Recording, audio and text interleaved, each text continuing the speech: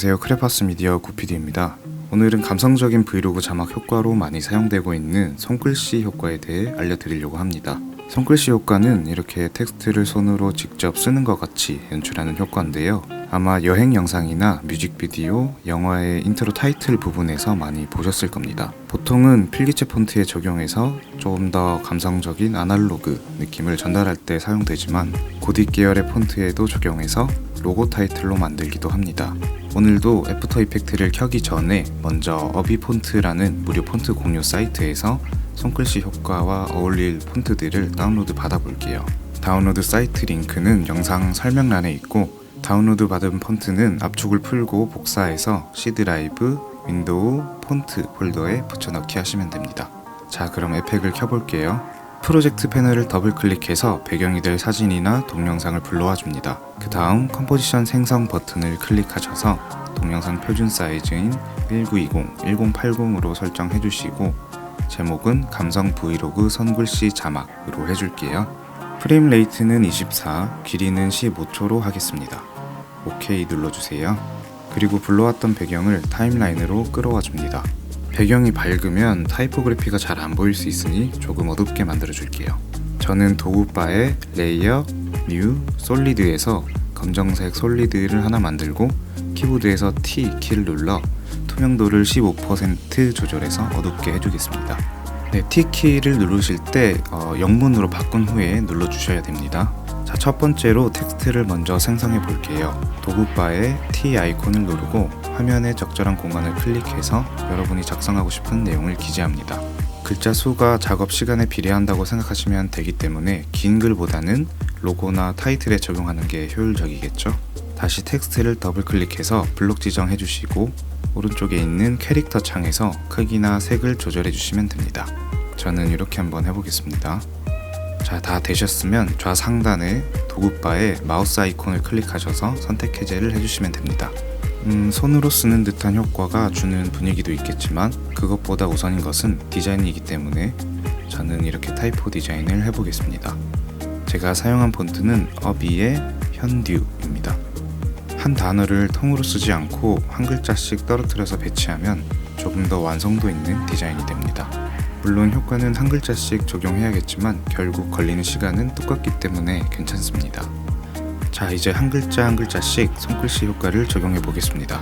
타임라인에서 생성하신 텍스트 레이어를 선택해 주시고 선택된 상태에서 도구바에 펜 툴 아이콘을 클릭합니다.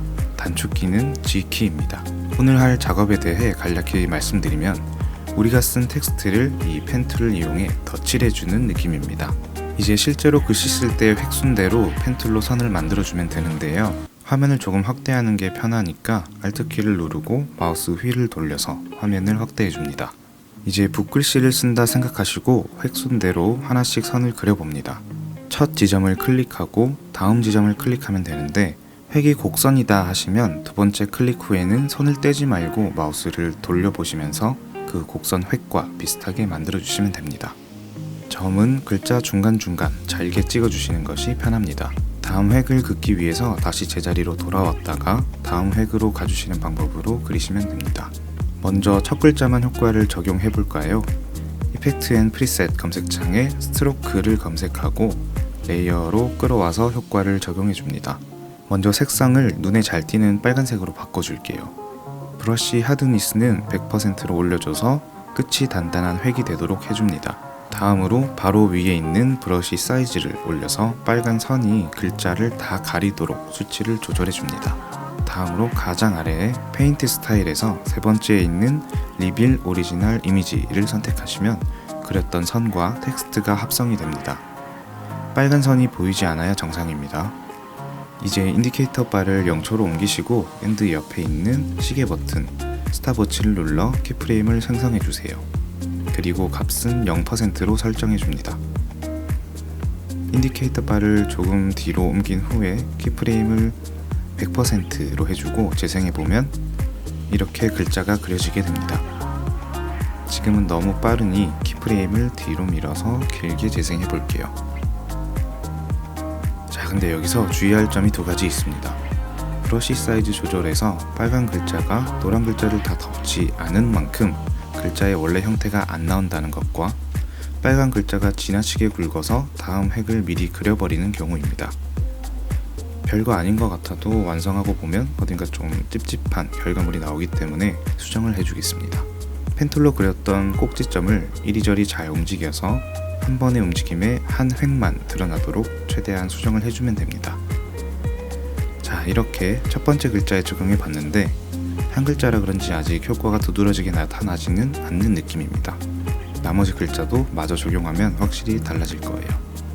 만약 여러분이 글자를 저처럼 하나하나 나누지 않고 통으로 작업하고 계시다면 한 글자를 완료하고 다음 글자로 이어지게 그리면 되는데요. 이때도 실제 글자를 쓰듯이 끝부분에서 다음 글자의 첫 획 시작 부분으로 클릭해서 이어주시면 됩니다. 최종 결과물에서는 글자 사이에 이 선은 보이지 않으니까 걱정하지 말고 그려주세요. 그럼 계속 작업해봅시다.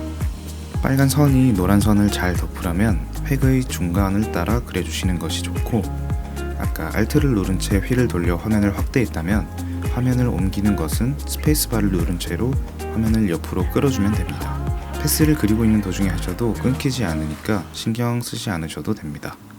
그리고 작업 중에 잘못 클릭해서 펜툴이 아니라 마우스 포인터로 변했다 하시면 당황하지 마시고 다시 도구바에 펜툴을 눌러준 후 마지막으로 찍었던 점을 한번 다시 눌러준 다음에 진행해 주시면 됩니다. 자, 이렇게 모든 글자를 펜툴로 다시 그렸습니다. 첫 번째 글자에 적용했던 스트로크 효과의 제목을 클릭하고 컨트롤 C를 눌러 복사해 주세요. 그리고 타임라인에 있는 나머지 글자들을 Shift 키를 이용해 모두 선택한 후 컨트롤 V를 눌러 붙여넣기 해줍니다. 다시 글자 하나씩 디테일을 만져줄게요. 이 소문자 J의 점은 따로 효과를 줘서 재미있게 연출해볼까요? 소문자 J 레이어를 선택한 뒤 컨트롤 D를 눌러 복제해줍니다.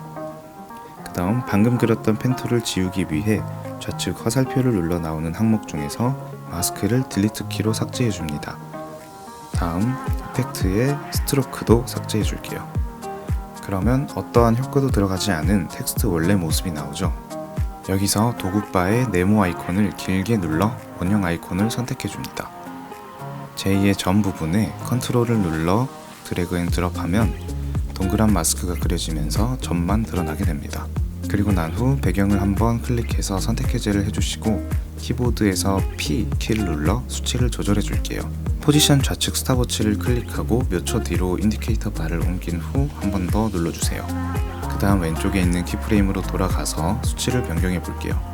제2 몸통에서 튀어나오는 것처럼 연출해 볼게요. 재생해 볼까요?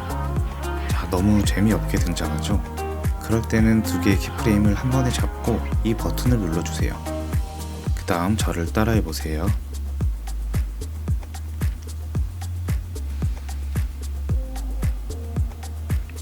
자, 어때요?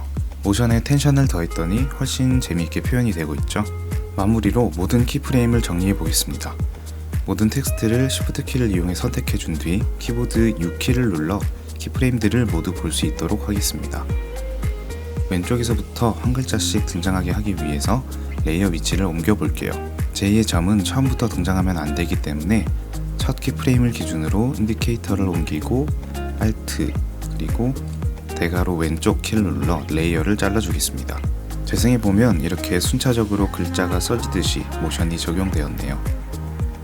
마지막으로 제2의 점 레이어는 좌측 네모 박스를 클릭해서 자물쇠로 잠궈주고 나머지 키프레임을 모두 잡아준 후 키보드 F9 키를 눌러줍니다.